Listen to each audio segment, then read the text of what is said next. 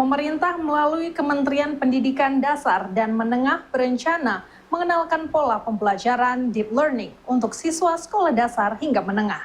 Sistem tersebut merupakan perbaikan sehingga pola pembelajaran di sekolah tidak hanya menghafal namun dapat lebih kritis dan juga menyenangkan bagi siswa sekolah. Rencana ini disambut baik oleh pakar psikologi UB, Oliva Rahma, karena sistem tersebut dapat membuat siswa lebih baik dalam belajar.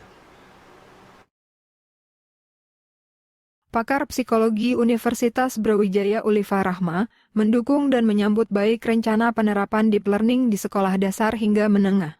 Oliva menilai, saat ini pola pembelajaran di sekolah masih menitik beratkan kepada metode menghafal sehingga siswa kurang bisa menganalisa serta berpikir kritis. Untuk itu, perubahan metode pembelajaran ke arah deep learning merupakan langkah maju untuk memperbaiki sistem pendidikan di Indonesia sejak dari tingkat dasarnya. Perkembangan saat ini membutuhkan pola belajar yang mampu membuat siswa berpikir kritis, serta mencari tahu secara lebih mendalam terhadap materi ilmu yang diberikan. Menteri Pendidikan Dasar dan Menengah terkait dengan metode deep learning yang akan dikembangkan nanti pada kurikulum ini seperti apa?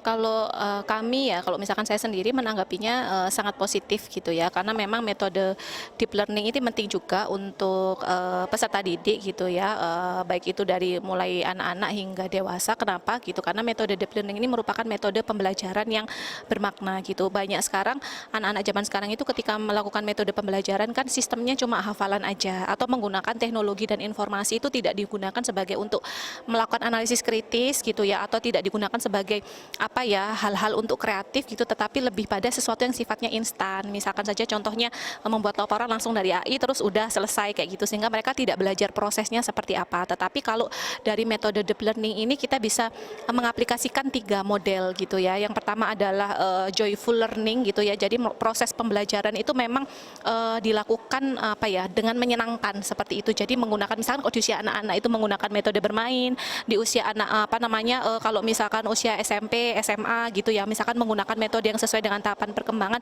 misalkan melalui metode eksperimen ya, ada misalkan diskusi bersama gitu ya, ada video, ada gambar, ada grafik, ada macam-macam yang memang itu nanti melibatkan teknologi informasi juga gitu. Jadi memang pembelajaran dibuat semenyenangkan mungkin. Misalkan kalau untuk mahasiswa, apa nih yang menyenangkan untuk mahasiswa? Oh misalkan proses FGD gitu, anak-anak mahasiswa senang, atau misalkan praktek langsung di lapangan itu mereka senang. Nah ini membuat anak-anak ini ketika belajar itu nggak stres gitu, nggak sepaneng lah istilahnya seperti itu, tapi mereka happy atau menerapkan kebahagiaan atau suasana yang positif di dalam proses belajar mengajar. Jadi mau nggak mau, baik itu gurunya memang harus siap untuk bikin anak-anak itu happy. Namun untuk menerapkan pola tersebut, menurut Oliva membutuhkan kesiapan dari semua pihak termasuk guru yang sehari-hari berinteraksi dengan para siswa. Para guru inilah yang nantinya menjadi garda depan penerapan deep learning.